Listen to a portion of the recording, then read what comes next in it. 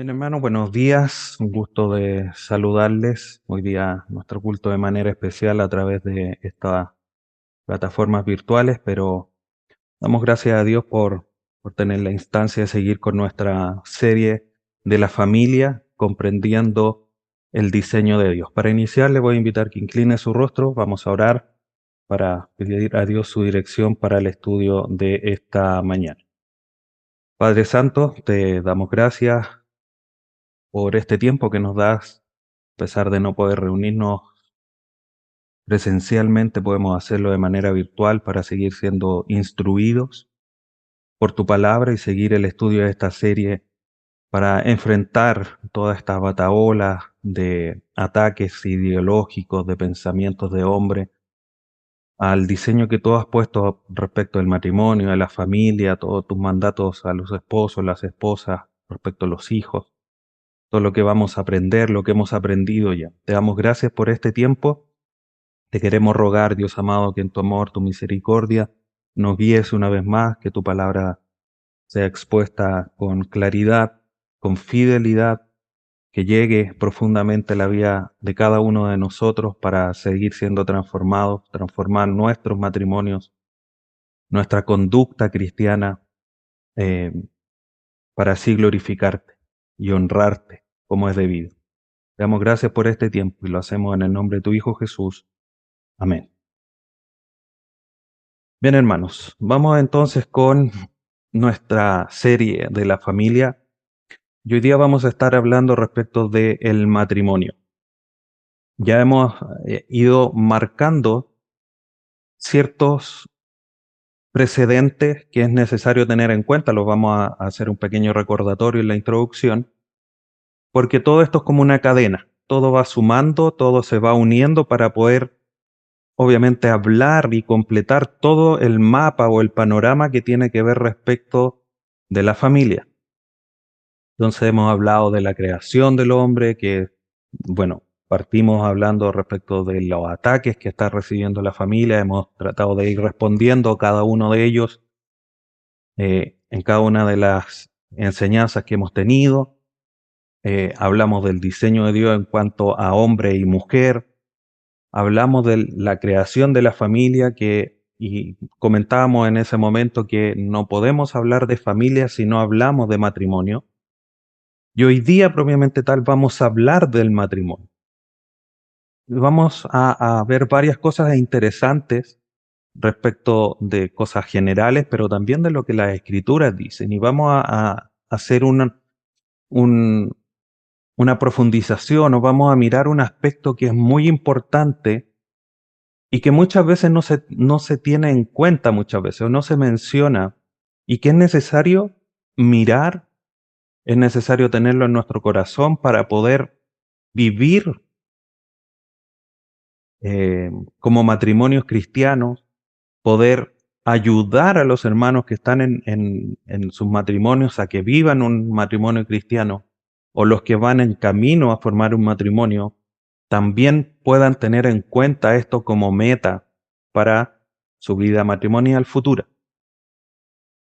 Entonces, a modo de introducción, quiero mostrarles la siguiente imagen. Y ustedes me dirán, pero pastor, ¿qué tiene que ver un cuerpo o esta imagen, este dibujo de un cuerpo humano que ha sido abierto, donde se ve parte de los órganos interiores? Y quise poner esta imagen, hermanos, porque la historia nos cuenta de esta imagen, esta ilustración que ustedes ven, es de Andreas Vesalius. Ustedes dirán, ¿quién es ese personaje?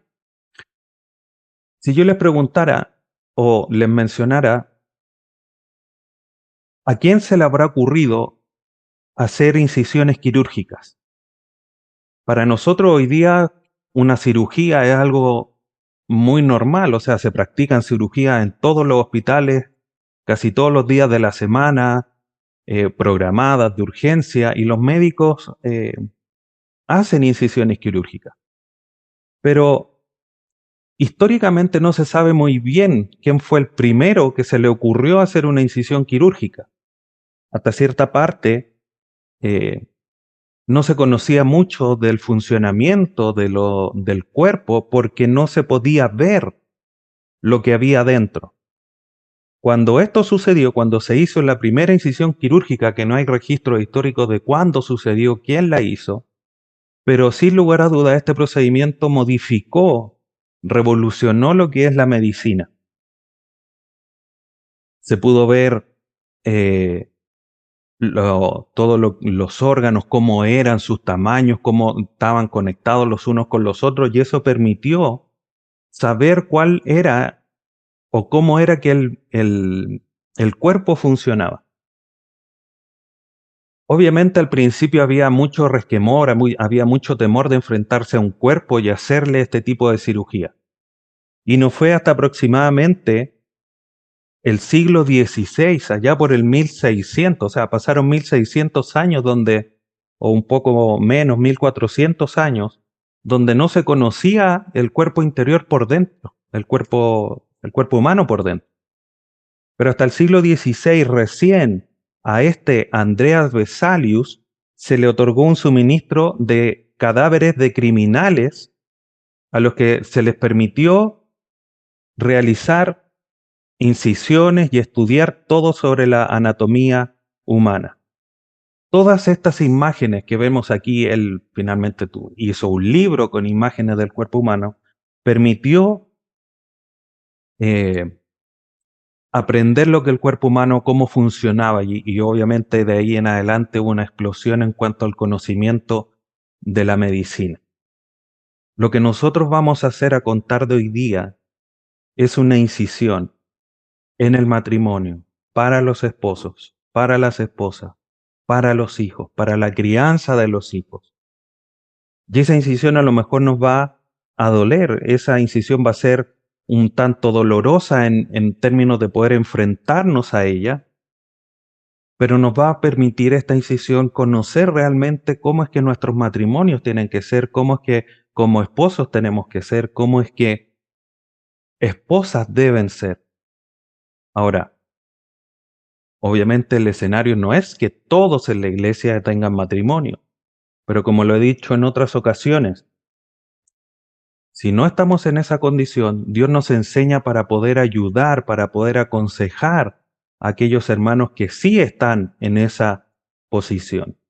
Por lo tanto, también es un tema que nos redunda a todos, porque todos tenemos que ayudarnos, como lo vimos en algún momento en la serie Los unos a los otros. Tenemos que exhortarnos. Entonces, ¿cómo yo voy a exhortar a una hermana o un hermano que no tiene un comportamiento adecuado en su matrimonio si yo no sé lo que se refiere al matrimonio? Entonces, finalmente es una enseñanza igualmente para todos. Y a lo mejor va a ser dolorosa, a lo mejor va a permitir ver cosas que no queríamos ver o no queríamos ser conscientes de ellas, pero es la única manera, hermano, de que realmente podamos cambiar nuestra conducta y vivir conforme lo que la palabra de Dios nos enseña. Y por eso les quise compartir esta imagen al principio, porque quizás va a ser muy confrontacional lo que hoy día y en la siguiente enseñanza vamos a estar viendo. Entonces, primero, sentar las bases. La RAE, la Real Academia de la Lengua Española, define matrimonio como la unión de hombre y mujer concertada mediante ciertos ritos o formalidades legales para establecer y mantener una comunidad de vida e intereses. Esta definición es bastante general y es bastante sensata, por lo menos en lo que rige hasta ahora, porque habla de la unión entre un hombre y una mujer, que es como Dios nos creó, como ya lo vimos hace algunas enseñanzas atrás. Pero quiero que pongan ojo en lo que dice nuestro Código Civil. Nuestro Código Civil define el matrimonio como un contrato solemne por el cual dos personas se unen actual e indisolublemente y por toda la vida con el fin de vivir juntos, de procrear y de auxiliarse mutuamente. Y aquí ya notamos una diferencia, que no sé si ustedes la ven. La RAE define el que es la unión de hombre y mujer y nuestro Código Civil hablan muy en general de la unión de dos personas. Y eso obviamente tiene una razón de ser. Ahora, si ustedes se lo notan, la definición de la Real Academia de la Lengua Española habla de las formalidades legales. En el caso de nosotros, la definición de matrimonio está establecida en el Código Civil, o sea, obviamente en términos legales. Entonces aquí hay algo que nosotros debemos comprender y que quiero mencionárselo o quise mencionárselo porque lo primero que nosotros dijimos la vez anterior es que Dios es quien había establecido el matrimonio. Por lo tanto, si es Dios, ¿en qué momento de la historia el matrimonio pasó a formar parte de las formalidades legales y no de instancias religiosas o juntas o apegadas a lo que es la iglesia? Y la historia nos dice que por lo menos hasta el siglo IV los matrimonios eran solo acuerdos de palabra. Se ponían de acuerdo, a lo más había ciertas definiciones en términos si eran endogámicos, o sea, que se realizaba dentro de la familia cercana, o si eran exogámicos, son términos extraños, pero lo menciona así la historia, cuando se casaban con otras personas de otras tribus o de otras regiones. Pero finalmente eran acuerdos de palabra. Habían dotes de por medio, habían ciertas costumbres, pero eran acuerdos de palabra. Desde el siglo IV en adelante aparece un personaje que es San Agustín y él estableció los primeros lineamientos dentro de la iglesia en cuanto al matrimonio. De aquí empiezan a aparecer en esta parte de la historia el tema de los dos testigos, empezaron a, a normar el tema que no se podían casar entre parientes cercanos, por ejemplo, y así fue tomando forma lo que hoy día conocemos como un matrimonio. No fue hasta el siglo XI que ya empieza a tomar forma en la Iglesia Católica el derecho canónico, ¿ya? Se establecieron ciertas localidades donde se realizaban los matrimonios, obviamente ejercidos por algún sacerdote, algún obispo, normados por la iglesia. Tenía que ser entre un hombre y una mujer, tenían que cumplir con ciertos requisitos, etcétera, etcétera. Obviamente llevar, como les decía, los testigos hasta esa fecha, tenía que estar de acuerdo ambos padres para que la mujer o el hijo se casaran. Había mucho más, entre comillas, requisitos que se establecían hasta esa fecha. Pero ya en el siglo XVII hasta el XIX aproximadamente, en esa fecha, la iglesia, en la medida que avanzó el tiempo, la iglesia perdió terreno frente a las monarquías y perdieron, digamos, como este poder, como este permiso, esta autoridad que la iglesia tenía sobre el matrimonio y fue tomada por las monarquías, estableciendo los códigos civiles en los distintos países, las distintas regiones, los distintos imperios que habían, y se le quitó a la iglesia esta atribución que era obvio y natural que la tuviese, porque era Dios el que había diseñado o el que diseñó el matrimonio.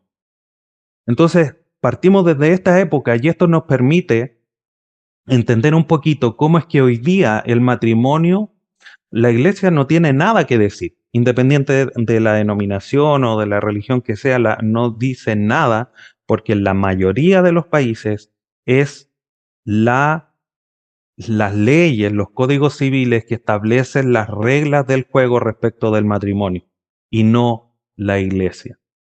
Y eso obviamente nos permite entender cómo es que entra en juego el matrimonio homosexual, la adopción homoparental y todos estos cambios de conceptos que tenemos. ¿Ya?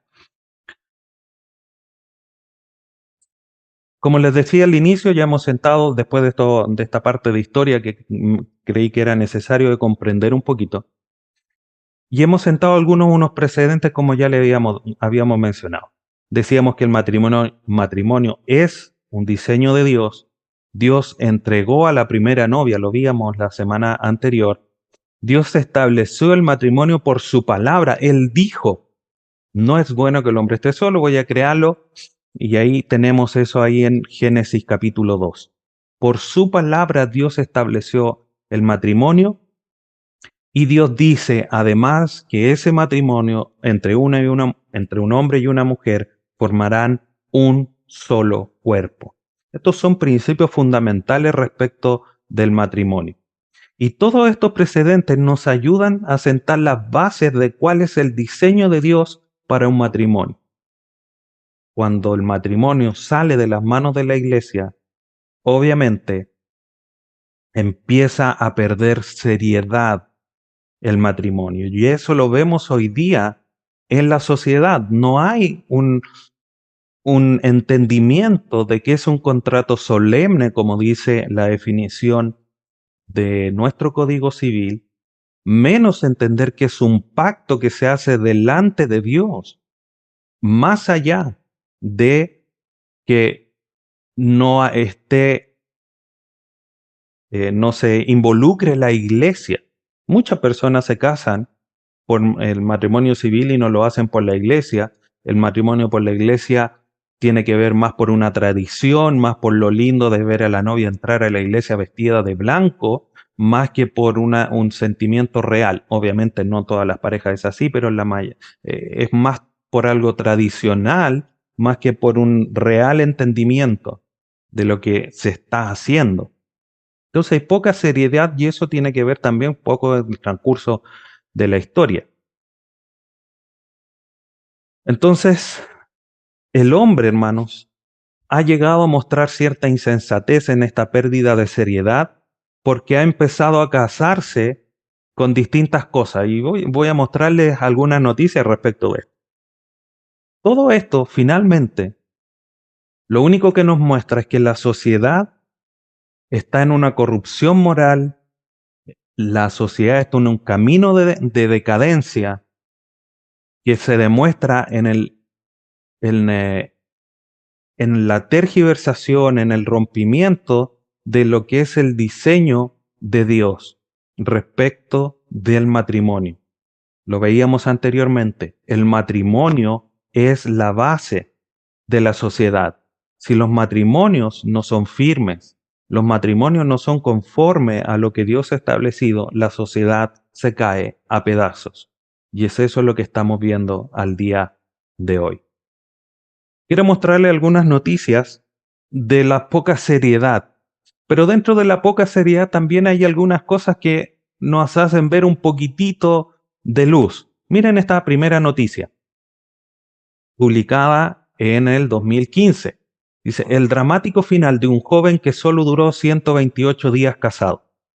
Esto, lamentablemente, hermano, en este caso, debo decir que es una noticia que muestra un poquitito de luz. Este joven tenía la intención de casarse, ellos tenían como fecha el 21 de agosto, querían casarse el mismo día de su cumpleaños, una fecha especial para él. A él le diagnosticaron una enfermedad grave, cáncer si no mal recuerdo, y decidieron adelantarle el matrimonio para abril. Se casaron en abril, él empezó a enfermar, falleció el 17 de agosto y finalmente fue sepultado el 21 de agosto, el día que ellos pretendían casarse. Y por eso habla de dramático. Y decidieron casarse por el amor que se tenían. Por lo tanto, nos hace ver un poquitito de luz en medio de toda la oscuridad de la sociedad, donde el amor tiene que ser una parte fundamental, como lo veíamos la vez anterior.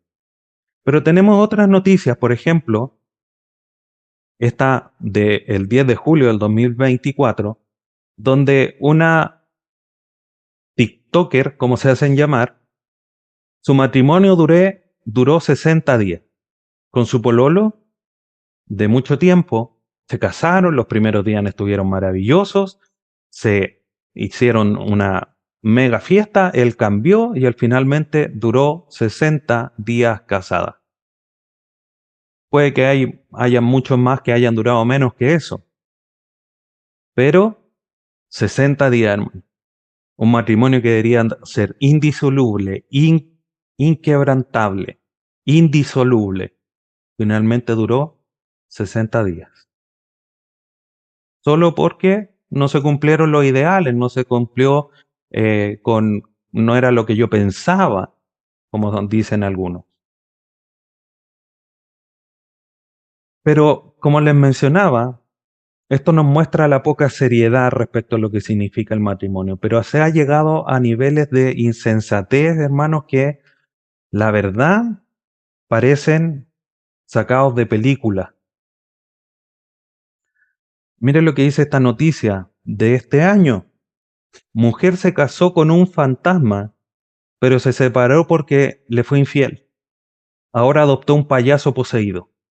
Obviamente esta historia es bien oscura. Una persona que le gusta, digamos, todo este mundo de tinieblas por detrás. Ahora, la pregunta es, ¿cómo se casó con un fantasma? Y la noticia, la verdad es que parece más un meme que una noticia, pero es una noticia real. Por eso le pongo ahí, obviamente, cierto sesgo de haber, pero la base o quien compartió esta noticia. Miren esta otra. Mujer se casa con ella misma tras ahorrar por 20 años para tener su boda perfecta. Todo en octubre del 2023, noticia publicada ahí en BioBio Chile. Una mujer que se casa con ella misma. Es lo que en muchas partes ha comenzado a tomar mucha fuerza hablando de la sologamia. Ya no es monogamia ni poligamia, sino que es sologamia. Miren este otro. Hombre se casa con muñeca de trapo y presenta el nacimiento de su tercera hija. Está ahí en el diario Perú 21. Muchos comentarios respecto de qué es lo que le sucedía en cuanto a la salud mental de este personaje. Cómo era que se casaba y realmente parece bien increíble que esto sea una realidad. Pero hay realidades mucho más allá. En el diario La Vanguardia, esta noticia. Un ingeniero chino crea una mujer robot y se casa con ella. Y quise específicamente poner el párrafo que ustedes ven abajo, esta noticia es del 2017, y dice que este personaje chino, experto en inteligencia artificial, se ha casado con una mujer robot construida por él mismo, harto de no encontrar una esposa humana. Y lo quise poner porque eh, me recordó la historia de Adán. Adán pasaron todos los animales por delante de él y no se encontró ayuda idónea y Dios le hizo su ayuda idónea. Y este hombre se cree, de cierta manera, se puso como Dios y se creó él mismo una mujer robot, obviamente con todas las características que él deseaba. A esto hemos llegado, hermano. ¿Cómo un hombre se casa con un robot? ¿Cómo van a procrear? Ese robot, cuando él muera, va a ser un robot viudo, una robot viuda. Y obviamente no podemos de mencionar que en todos esos países que ustedes ven de color azul o morado, son países que ya ha entrado el matrimonio homosexual. Si ustedes notan en la lista de América, en el cuarto lugar aparece Chile en el 2021. En Chile, hermanos, es legal el matrimonio igualitario. A contar del diciembre del 2021. Y solo quise poner este párrafo abajo donde mencionar algunas cosas. Se reemplaza el término marido y mujer por el de cónyuge y el cónyuge y la cónyuge.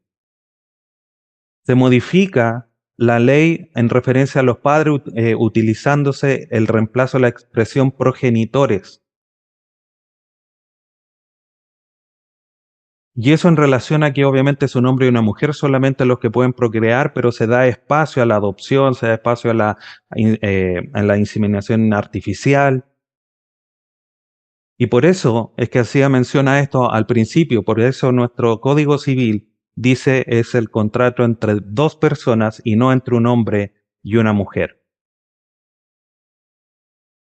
Y estas son realidades que están, hermano. Estas son realidades que estamos nosotros presentes y que muestran realmente cómo es que se ha basureado, se ha pisoteado, se ha querido cambiar y se sigue luchando para cambiar lo que es el matrimonio diseñado por Dios. John Piper, en su libro Pacto Matrimonial, Perspectiva Temporal y Eterna, libro que recomiendo profundamente, dice lo siguiente: lo más importante que vemos en la Biblia sobre el matrimonio es que existe para la gloria de Dios. Fundamentalmente el matrimonio es obra de Dios. Esencialmente el matrimonio es la representación de Dios. Está diseñado por Dios para mostrar su gloria de una manera en que ningún otro acontecimiento o institución puede hacerlo. Entonces, cada matrimonio que se realice conforme al pensamiento humano, con robot, con fantasmas, con una mujer de trapo, hermanos, usted pone en el buscador de internet matrimonio con y le aparece un listado gigante. Mujer se casa con mujer, se casa con robot, se casa con una muñeca inflable, se casó con su computadora, se casó con un sinfín de cosas. Y no es el diseño que Dios estableció, por lo tanto no le está dando gloria. Ahora, obviamente nosotros no le podemos pedir más porque no son creyentes. Pero esto de partida, hermanos, que es lo que debemos entender. Nuestro matrimonio tiene que darle la gloria a Dios. Y el énfasis que vamos a tomar para hablar del matrimonio es que el matrimonio es la ilustración de la relación de Cristo con la iglesia. Y eso es sumamente importante. Por eso es que nosotros, nuestros matrimonios debemos de vivirlo conforme a lo que las escrituras dicen. Jesucristo no viene a buscar un robot. Jesucristo no viene a buscar a un fantasma. Jesucristo no viene por una mona o un mono de trapo. Viene a buscar a la iglesia en una relación íntima. Y eso es lo que quiero que hoy día quede grabado en nuestras mentes. Para eso, hermanos, vamos a estar tomando Efesios. Si quiere usted lo busca en su Biblia. Pero les voy a mostrar en las diapositivas, en las imágenes, estos textos, porque quiero resaltar cómo es que la misma escritura nos ejemplifica de una manera muy profunda lo que es el matrimonio. Efesios 5, 22 al 32.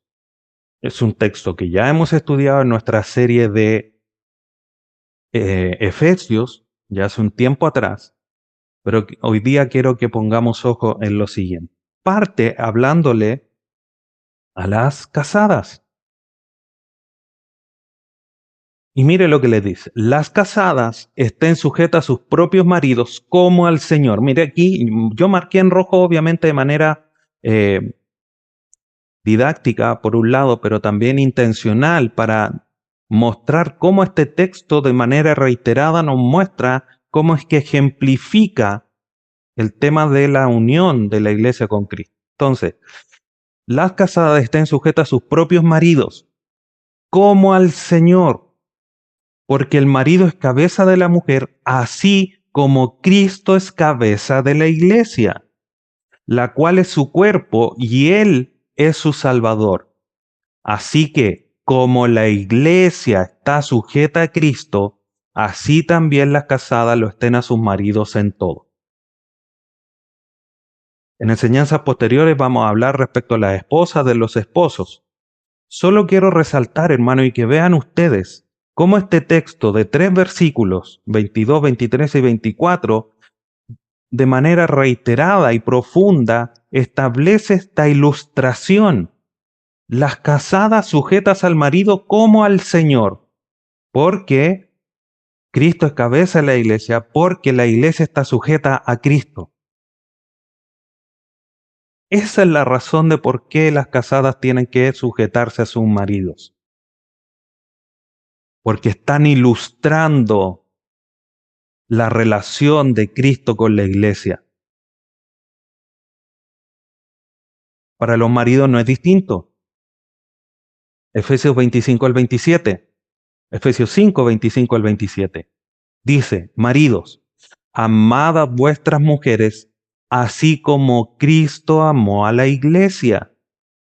Una vez más, la misma ilustración. Y se entregó a sí mismo por ellas para santificarla, habiéndola purificado en el lavamiento del agua por la palabra, a fin de presentársela ¿a quién? A la iglesia. A sí mismo, una iglesia gloriosa, que no tuviese mancha ni arruga ni cosa semejante, sino que fuese santa y sin mancha. Continúa diciendo, Efesios 5, 28 al 32. Así también los maridos deben amar a sus mujeres como a sus mismos cuerpos. ¿Por qué a sus mismos cuerpos? Porque Dios estableció que el matrimonio, cuando se unía un hombre y una mujer, pasaban a ser una sola carne. Por eso él dice, el que ama a su mujer se ama a sí mismo, porque nadie aborreció jamás su propia carne, sino que la sustenta y la cuida, como también Cristo a la iglesia. Una vez más, esa ilustración, porque somos miembros de su cuerpo, de su carne y de sus huesos. Por esto dejará el hombre a su padre y a su madre, y se unirá a su mujer, y los dos serán una sola carne. Ahí está citando Pablo a lo que dijo o escribió Moisés en Génesis. Grande es este misterio. ¿Qué misterio? Que pasarán a ser una sola carne. Pero mire lo que digo, más yo digo esto respecto de Cristo y de la iglesia, porque también es un gran misterio, pero una gran realidad, cómo es que somos solo uno con Cristo. ¿Cómo es que Cristo es nuestra cabeza y estamos en el cuerpo de Cristo? El matrimonio refleja, hermanos, esta realidad.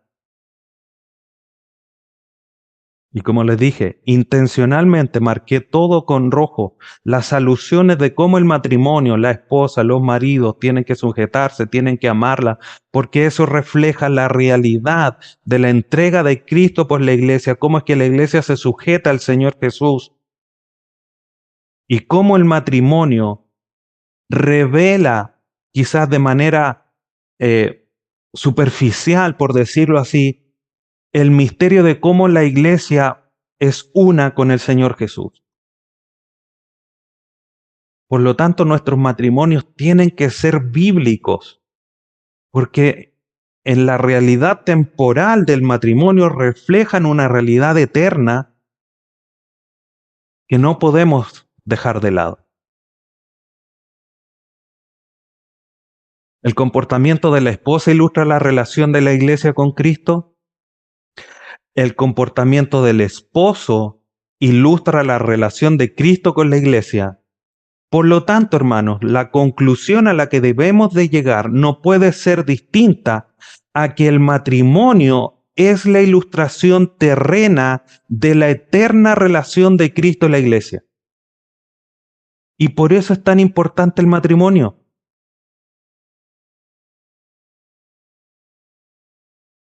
Por eso es tan importante.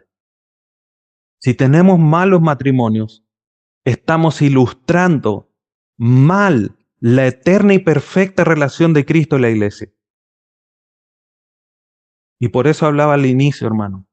Esto puede que vaya a ser una incisión que vaya a generar heridas, pero Dios también provee en su gracia para que nosotros podamos vivir conforme al modelo que Dios ha establecido, para que ayudemos a otros a vivir como Dios demanda, como Dios lo establece. Entonces, como les decía, el matrimonio tiene una esfera temporal. En esa esfera temporal, primero debemos recordar que el matrimonio fue para solucionar el problema de la soledad. Ahí en Génesis 2:18 el Señor, Dios dice, no es bueno que el hombre esté solo. Dios dice, no es bueno que esté solo.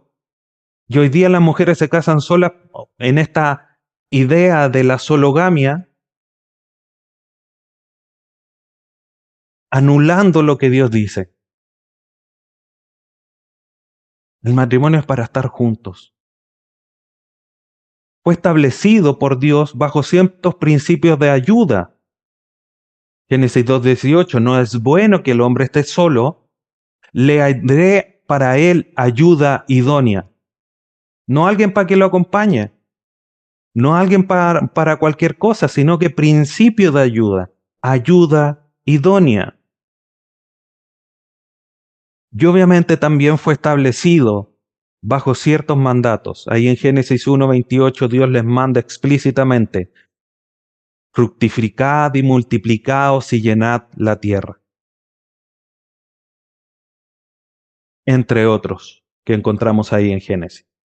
Obviamente también está el mandato de la ayuda para que ambos gobernaran sobre los peces del mar, sojuzgar la tierra.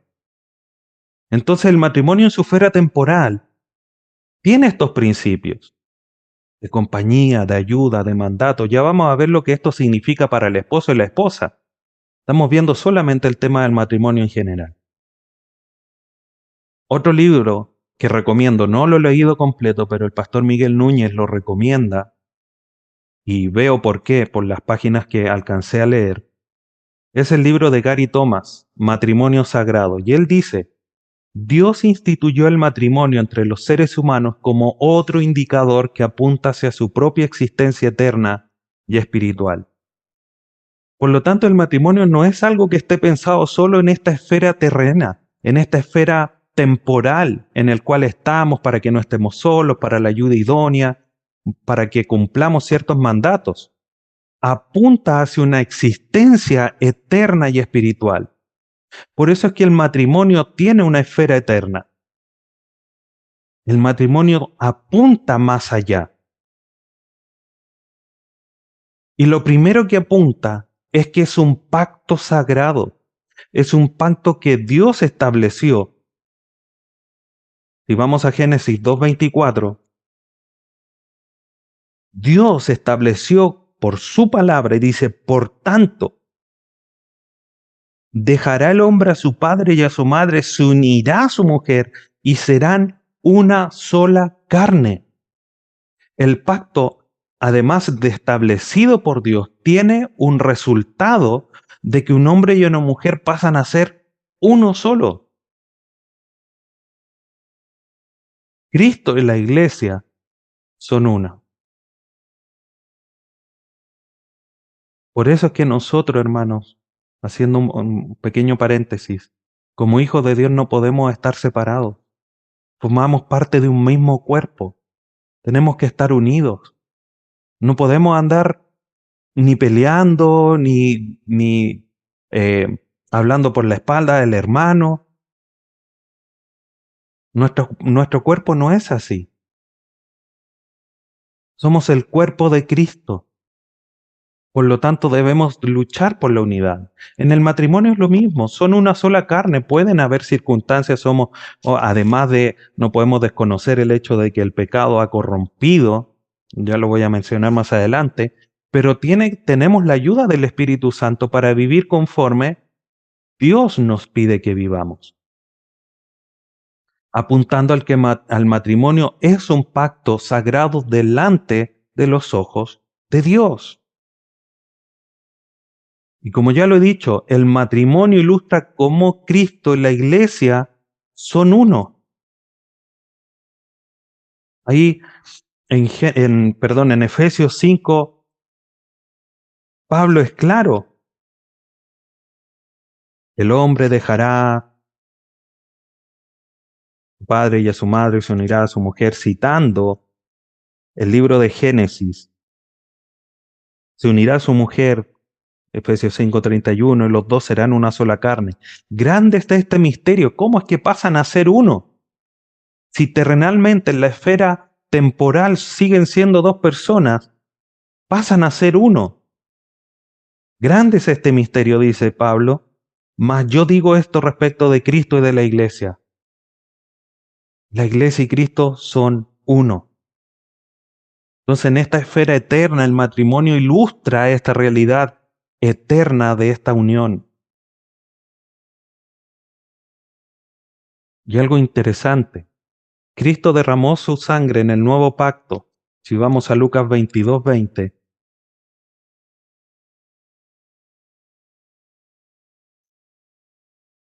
ahí en la institución de la Cena del Señor, ahí en el aposento alto, Él dice, de igual manera, después que hubo cenado, tomó la copa diciendo, esta copa es el nuevo pacto en mi sangre, que por vosotros se derrama. Cristo de aquí en adelante está estableciendo un pacto inquebrantable entre Él y la iglesia. Conocemos lo que dice Mateo al final. Id y predicad el Evangelio, enseñándole todas las cosas que yo le he enseñado, bautizándolo, etcétera, etcétera. Y yo estaré con vosotros todos los días hasta el fin de los siglos. Amén. Un pacto inquebrantable. Cristo va a estar con su iglesia. La iglesia se cae, la iglesia peca porque somos pecadores aún, redimidos, pero seguimos estando en una naturaleza caída. ¿Y qué hace Cristo? Está con nosotros todos los días hasta el fin de los siglos. ¿Qué pasa con los matrimonios al día de hoy? No, no me gustaste, matrimonio dura 60 días. Se divorcian, como si fuese cambiarse de calcetines. No, hermanos, el matrimonio refleja una realidad eterna. Y eso debemos de comprenderlo. Debemos de asumirlo en nuestro corazón. Debemos comportarnos entendiendo que cómo nos comportemos refleja esa realidad de Cristo con la iglesia. A pesar de la llegada del pecado, que corrompió no solo la relación con Dios, sino que también las relaciones humanas, el matrimonio no perdió la razón de su existencia, que es glorificar a Dios y ser el modelo de la relación de Cristo con la iglesia. Es verdad que hay pecado, pero eso no es razón, no es impedimento para que nosotros vivamos, para que nuestro matrimonio o nuestros matrimonios glorifiquen a Dios y sean el modelo de la relación de Cristo en la iglesia. Al mundo no le podemos pedir más y el mundo muestra su decadencia con todo lo que le mostré al inicio y por eso hice una introducción un poco más extensa. Pero nosotros, que somos la luz y la sal de este mundo, tenemos que luchar por esto, hermanos. No, es que mi esposo es tan duro que no sé qué. No, es que mi esposa es insoportable, no sé qué. Hermanos, cada uno de nosotros tiene el Espíritu Santo en su interior. Y tenemos todas las posibilidades, toda la fuerza que necesitamos para que nuestro matrimonio sea como Dios manda.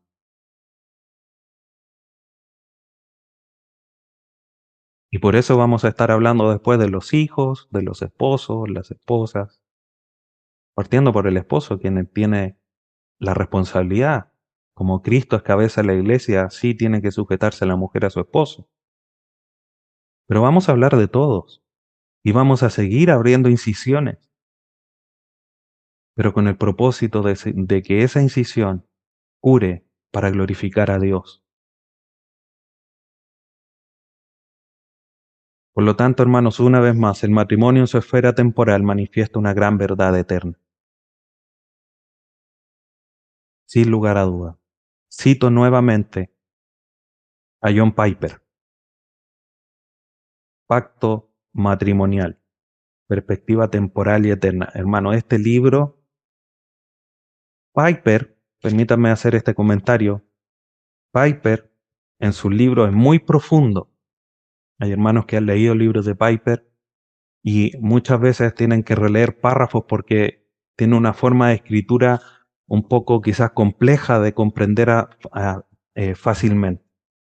Pero es tan profundo, hermano. Y mire lo que dice aquí respecto del matrimonio. Él dice, el significado más elevado y el propósito más importante del matrimonio es exhibir la relación del pacto de Cristo con su iglesia. Esa es la razón por la que existe el matrimonio. Si usted está casado, esa es la razón. Si espera casarse, ese debería ser su sueño. Hermanos, ustedes que están casados para glorificar a Dios, exhibiendo la relación del pacto de Cristo con su iglesia.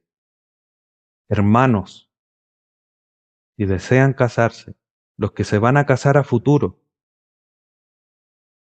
esto, la exhibición de la relación del pacto de Cristo con su iglesia debería ser su norte. Está bien casarse para no estar solo, como dice Pablo, respecto de las debilidades sexuales. El que no tenga el don de celibato, el don de continencia, mejor que se case. Está bien casarse para no pecar respecto a la vida sexual, pero eso es secundario. Lo primero que se tiene que tener en vista es que sus matrimonios reflejan, exhiben la relación del pacto de Cristo con su iglesia. Y para eso nosotros deberíamos estar dispuestos. Para los que se van a casar, como lo dije la vez anterior, tienen la gran bendición de estar aprendiendo esto. Los que nos casamos y que nunca nos enseñaron respecto a esto, gracias a Dios que lo estamos aprendiendo ahora y que podemos cambiar,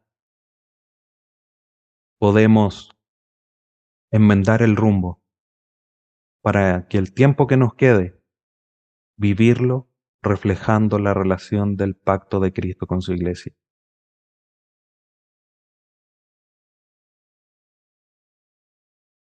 ¿Qué conclusiones tenemos del día de hoy? Por supuesto, el matrimonio es un diseño de Dios. No hay lugar a dudas, solo reafirmarlo. Ya lo hemos definido, lo hemos establecido anteriormente, pero el matrimonio es un diseño de Dios. No es la definición del Código Civil, no es la definición de la Real Academia de la Lengua Española, no es la definición que puede hacer la ONU o alguna otra institución. El matrimonio es un diseño de Dios. Entonces no es inquebrantable porque la juez que me casó me dijo que era inquebrantable.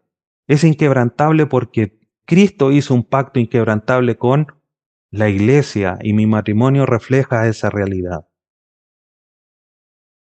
El matrimonio refleja la realidad eterna de Dios como lo acabo de mencionar. Por lo tanto, frente a estas dos realidades, debemos de procurar vivir como matrimonios bíblicos para mostrar a Dios en ello.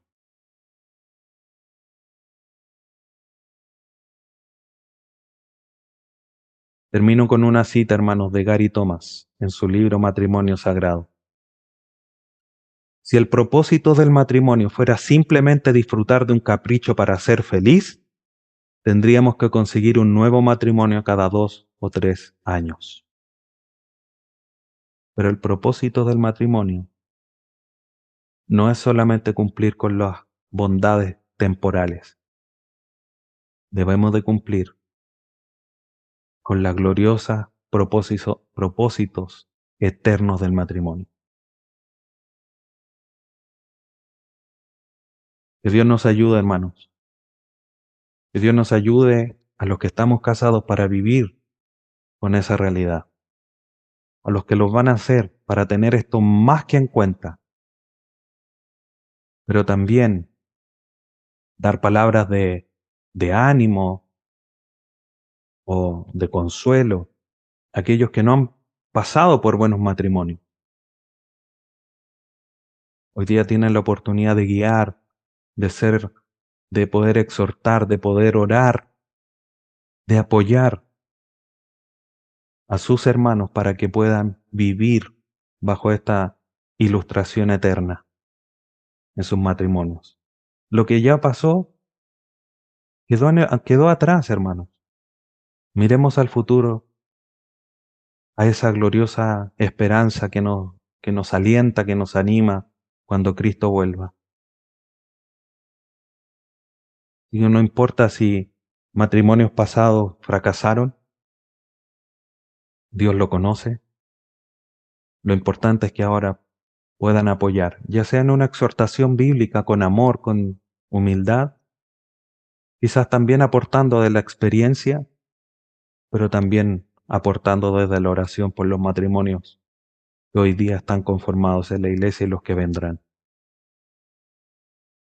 Hermanos, que Dios les bendiga, que Dios les ayude, nos ayude a todos. Como decía al inicio, esta es una enseñanza para todos, independiente si estamos casados o no estamos casados. Eso es una enseñanza para todos, porque entre todos nos ayudamos para crecer en amor, como dice Efesios 4:16. Que Dios nos ayude a vivir conforme a su palabra para llevarle toda la gloria a Él. Les invito a que inclinen su rostro, vamos a orar para concluir la enseñanza del día de hoy. Padre Santo, te agradecemos en esta hora por esta incisión que has hecho en nosotros, para mostrarnos cómo es que el matrimonio ilustra la realidad eterna de la relación, del pacto de nuestro Salvador Jesús con la iglesia. Cuánto nos falta, en cuánto quizás hemos fallado hasta ahora. Te ruego, Dios eterno, que nos ayudes para vivir en matrimonios que te glorifiquen. Ayúdanos a que las próximas lecciones sean otra incisión más para los esposos, para las esposas, para los hijos, para que como familia podamos honrarte, no solo en la iglesia, sino que dentro de nuestros hogares. Cuando andamos en otros lugares como familia, podamos honrarte. Te damos gracias por esta bendición. Glorificamos. Gracias por tu palabra que nos enseña. A tiempo, fuera de tiempo, pero sigue siendo de una hermosa bendición a cada uno de nosotros. Te glorificamos en esta mañana y te agradecemos. Y lo hacemos a través de nuestro Salvador Jesús. Amén.